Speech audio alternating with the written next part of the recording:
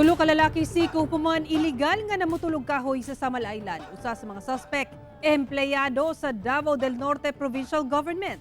Ani report ni Jandy Esteban.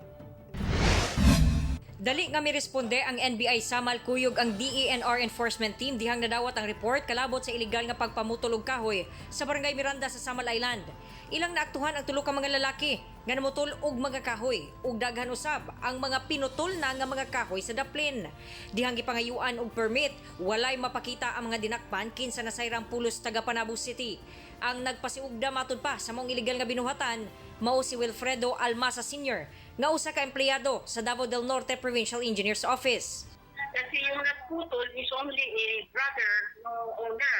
One of the rulings kasi niyan, pag may pinapuputol na kahoy sa property is the title na authenticated, certified by Register of Deeds, and then ipo-comply doon sa requirements sa barangay certificate clearance na pwede silang mag-apply ng permit to plant.